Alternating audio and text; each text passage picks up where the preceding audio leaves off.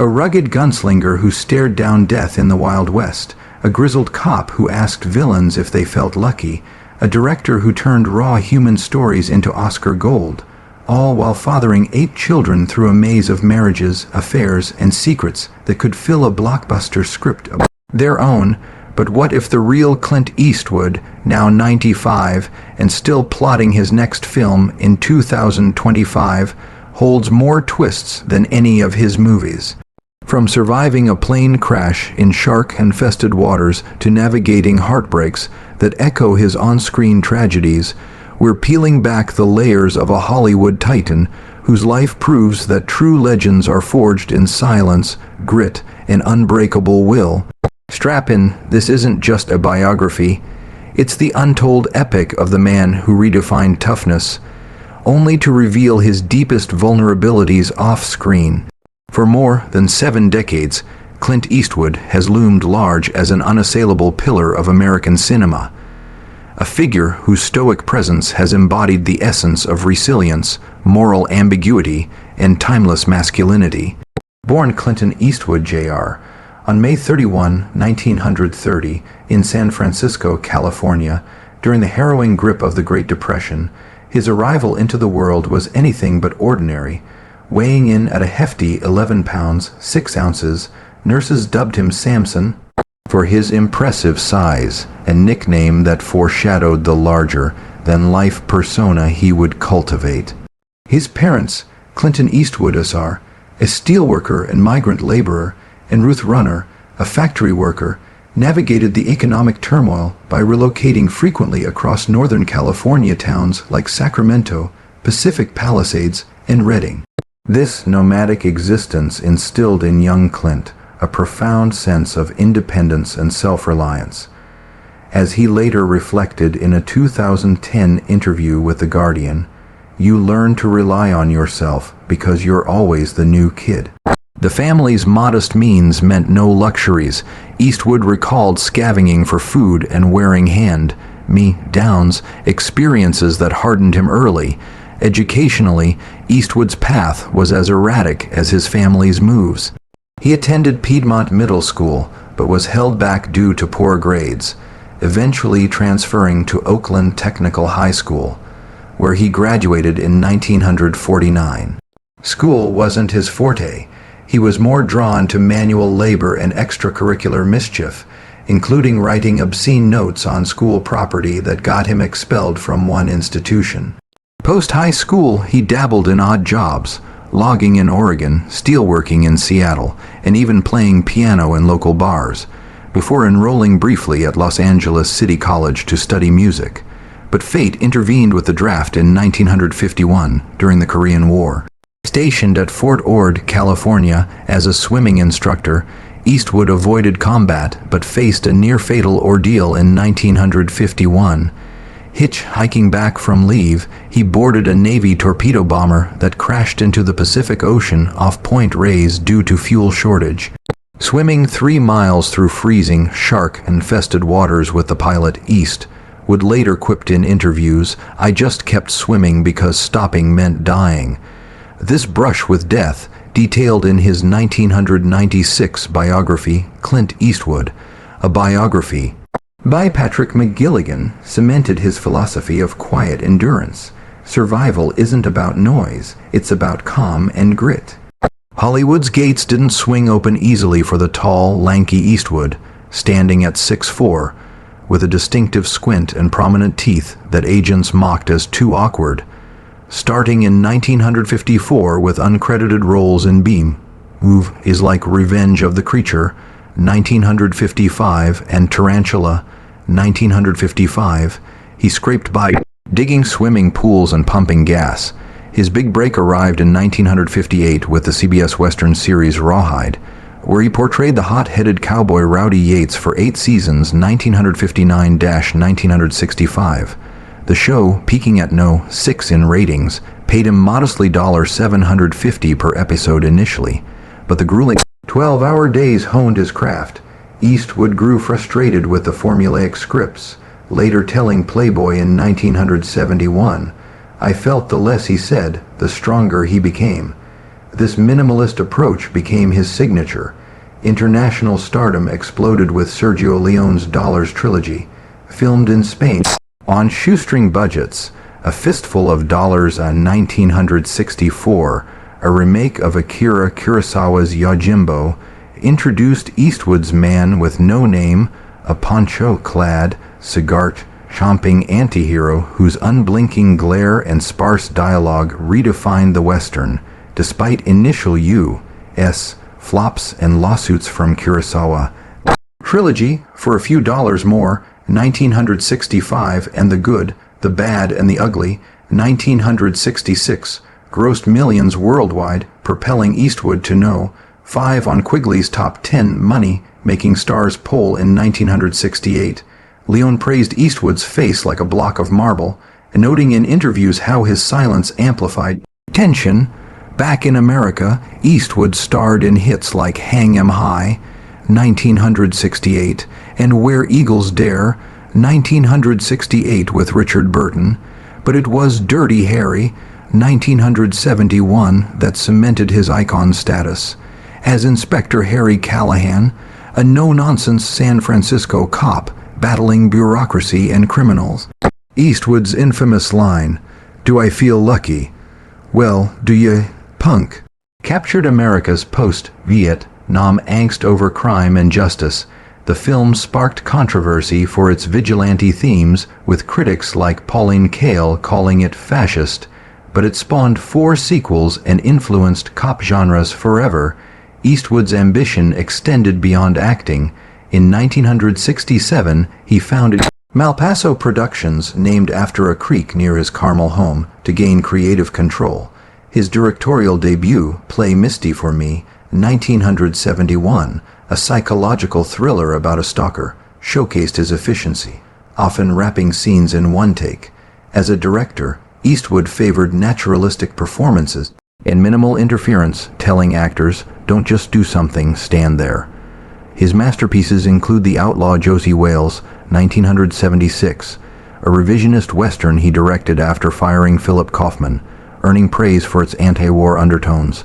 Unforgiven, 1992, dedicated to Leone and Don Siegel, deconstructed Western myths with Eastwood as aging gunslinger William Money, winning 4 Oscars, including Best Picture and Director at age 62.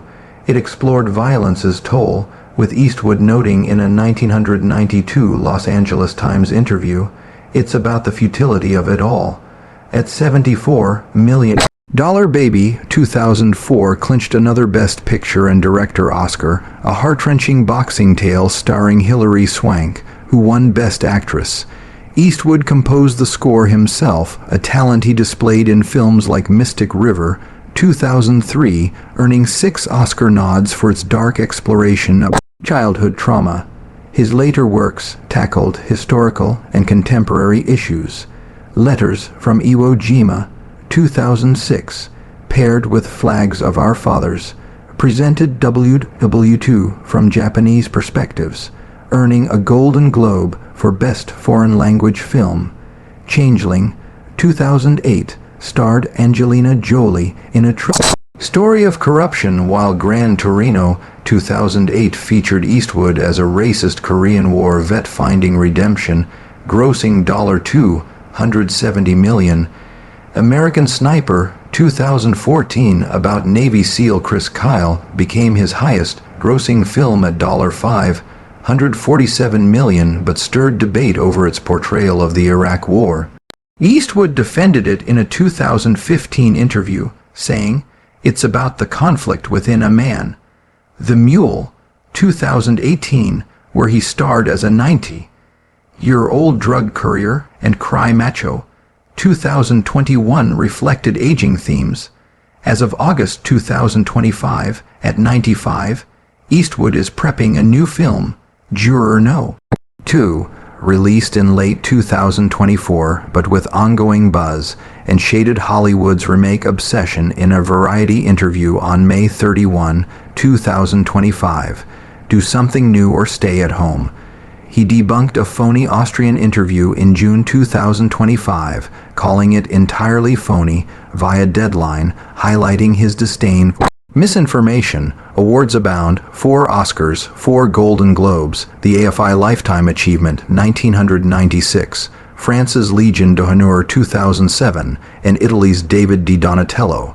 Politically, Eastwood served as mayor of Carmel by the sea 1986-1988, deregulating ice cream sales in a quirky campaign. A registered Republican turned libertarian, he endorsed Romney in 2012 with his infamous empty chair speech at the RNC, later regretting it, and Bloomberg in 2020. In a 2020 Wall Street Journal interview, he criticized political divisiveness. We're really in a pussy generation. Yet, Eastwood's personal life reveals a man far more complex than his on-screen stoicism. A tapestry of love, betrayal, and redemption that rivals his film's drama. His first marriage to swimsuit model Maggie Johnson in 1953 provided early stability amid Hollywood struggles. They met on a blind date, and Johnson, steady presence, supported him through rawhide years. However, infidelity shadowed their union from the start. Months after engagement, Eastwood fathered Lori Murray, born 1954, with an unnamed woman. Lori was adopted and discovered her lineage via DNA in the 1980s. Eastwood embraced her, walking her down the aisle in 2018. With Johnson, he had Kyle 1968, a jazz bassist who scored films like Gran Torino, and Allison 1972, an actress and director running the Eastwood Ranch Foundation for Animal Rescue. Allison starred in her father's Tightrope, 1984, and Midnight in the Garden of Good and Evil, 1997, later telling People in 2023, growing up with Dad was about earning your way.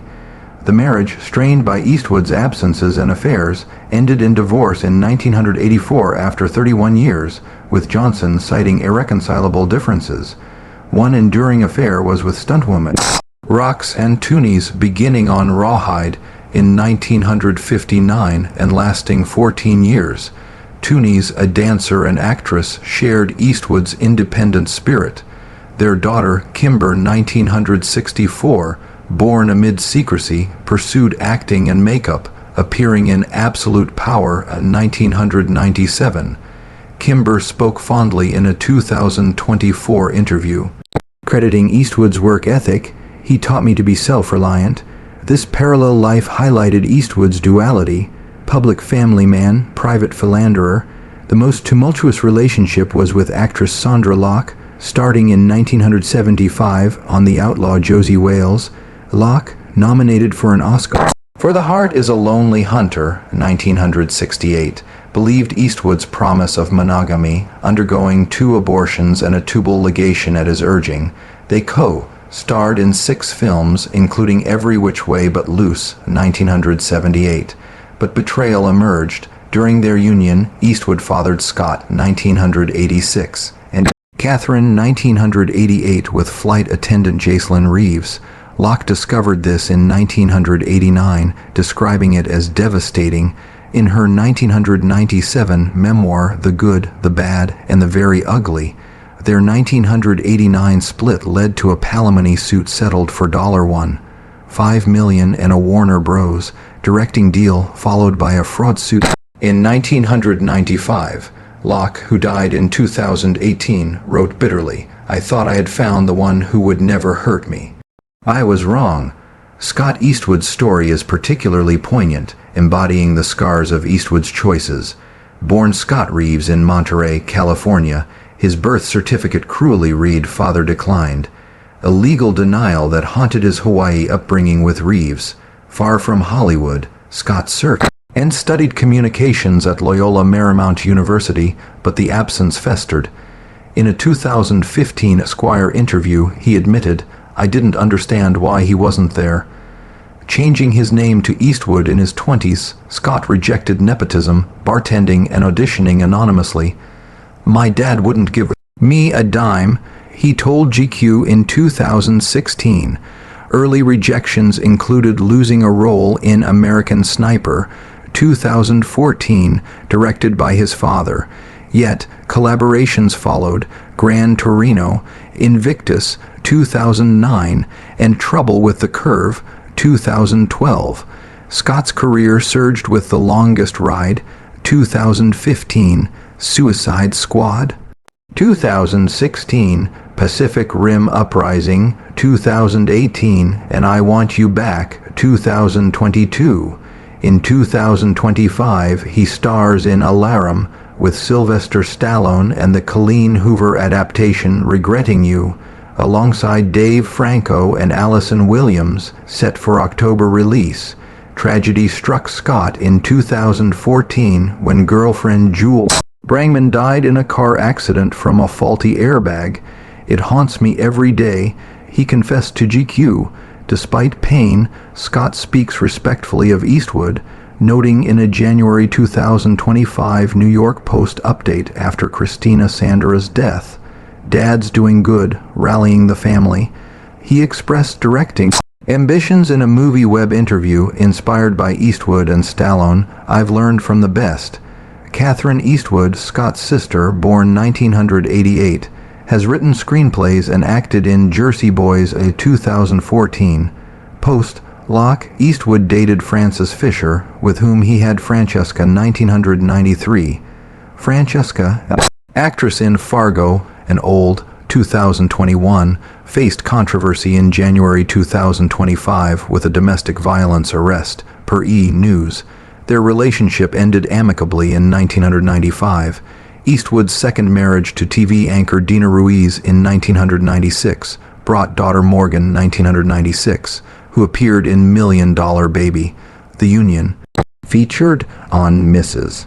Eastwood and Company, 2012, dissolved in 2014 amid rumors.